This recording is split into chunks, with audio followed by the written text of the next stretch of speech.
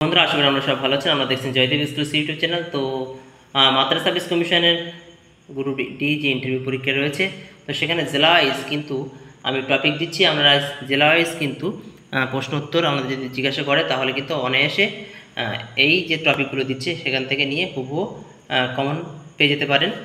তো দেখুন, আজকে আলোচনা করব জলপাইগুড়ি জেলা তথ্যবলী। 1869 সালে 1 জানুয়ারি এই জেলার সৃষ্টি হয়। এই জেলার নামকরণে দুটি প্রচলিত মত আছে। একটি মত অনুযায়ী ভুটানি ভাষায় জেলেলে পে গৌড়ি অর্থাৎ গরম জামাকাপড় কেনার জায়গা নদী থেকে নামটি উদ্ভব। অন্য মতটি বা বেশি প্রচলিত মত হলো জলপাইয়ের দেশ হিসেবে জলপাইগুড়ি নামকরণ হয়। তাহলে জলপাইগুড়ি নামকরণ কেন হয় এটা যদি জিজ্ঞেস করে আমরা তাহলে অনায়াসে কিন্তু বলতে পারবেন। এই জেলায় দুটি বিখ্যাত পাহাড় আছে, যথা সিনচোলা পাহাড় ও ডুয়াস পাহাড়।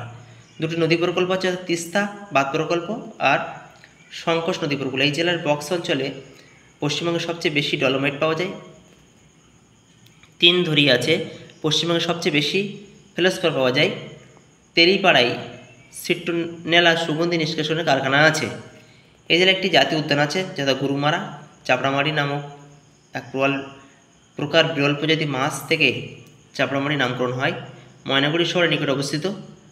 গাজলডোবা পক্ষী রাজ্য এই জেলা অবস্থিত। 2019 সালে গাজলডোবা বার্ড সংকোচেরি ঘোষণা করা হয়। বর্তমানে সেনা জওয়ানদের গুলি ছোড়া এবং গোলাবর্ষণ অভ্যাস করার কারণে তিস্তা নদীর চরে এই পরিযায়ী পাখিদের বসবাস কঠিন হয়ে দাঁড়িয়েছে।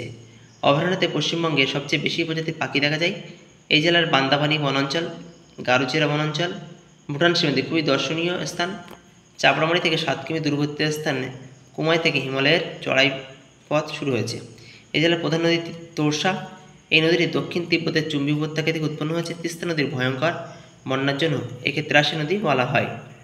এই জেলার উত্তরবঙ্গ বিশ্ববিদ্যালয়ের দ্বিতীয় ক্যাম্প অবস্থিত। এই বিশ্ববিদ্যালয় 1962 সালে প্রতিষ্ঠিত হয়। উত্তরবঙ্গ বিশ্ববিদ্যালয়। এই জেলার মাদিরহাটে ভারতের বিরল প্রজাতির মানুষ টোটোরা বসবাস করেন। এদের ভাষায় তিব্বতী বর্মী। এই জেলায় কামতাপুরী আন্দোলনকারী রাজবংশী নাম ভাষা প্রচলিত আছে। এই জেলায় মন্থনী গ্রামে মন্থনী দেবীর মন্দির আছে, যে মন্দিরে পুরোহিত ছিলেন একজন নারী ডাকাত দেবী চৌধুরানী, যাকে ঘিরে বঙ্কিমচন্দ্র তার দেবী চৌধুরানী উপন্যাসটি লিখেছিলেন। তো দেখে নেব, চলুন। এই জেলা চা উৎপাদনে পশ্চিমবঙ্গের মধ্যে দ্বিতীয় স্থান অধিকার করে আছে। এই জেলার ডুয়ার্স অঞ্চলে রাবার চাষ বৃদ্ধি পেয়েছে। কেন্দ্রীয় রাবার বোর্ডের সভাপতি সাওর ধন্ধনিয়া রাবার চাষের জন্য এই জেলার ডুয়ার্স অঞ্চলকে বেছে নিয়েছেন। 1947 সালের রাবার আইন অনুযায়ী 1955 সালে rubber research institute of India RRII প্রতিষ্ঠা হয়। কেরালার কোট্টায়াম নামক শহরে সদর দপ্তর অবস্থিত। এই জেলার প্রধান বৃক্ষ শিরীষ। পশ্চিমবঙ্গের সবচেয়ে বেশি কুইন প্রজাতির আনারস উৎপন্ন হয়। বর্তমানে এটি জিআই ট্যাগ পেয়েছে। আলিপুরদুয়ারে পশ্চিমবঙ্গের দ্বিতীয় সর্বোচ্চ কমলালেবু চাষ হয়, প্রথম দার্জিলিং।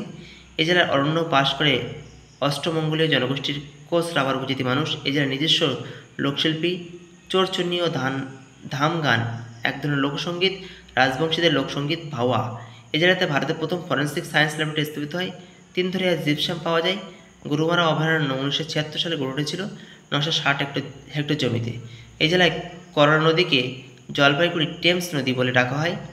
তাহলে বুঝতে পারছেন, করলা নদীকে।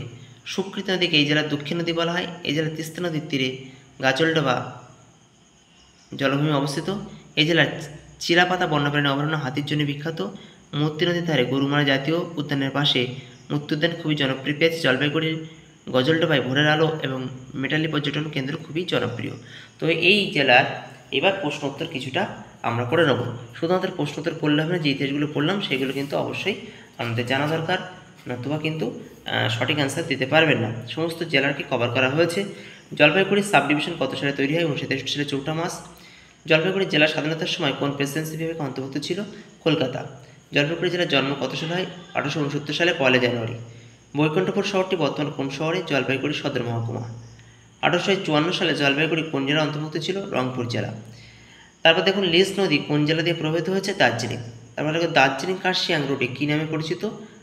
পাংখাবাড়ি রুট। তাহলে জলপাইগুড়ি জেলার অন্যতম নদীর নাম কি? মহানন্দা, তিস্তা, তোরসা ও কালজানি। তারপর দেখে নেব আমরা, দেখুন, কুচবিহার ও জলপাইগুড়ি সীমান্ত দিয়ে কোন নদী প্রবাহিত হয়েছে? কালজানি নদীর। কত নম্বর জাতীয় সড়ক কলকাতা ও জলপাইগুড়িকে যুক্ত করেছে? 31 নম্বর জাতীয় সড়ক।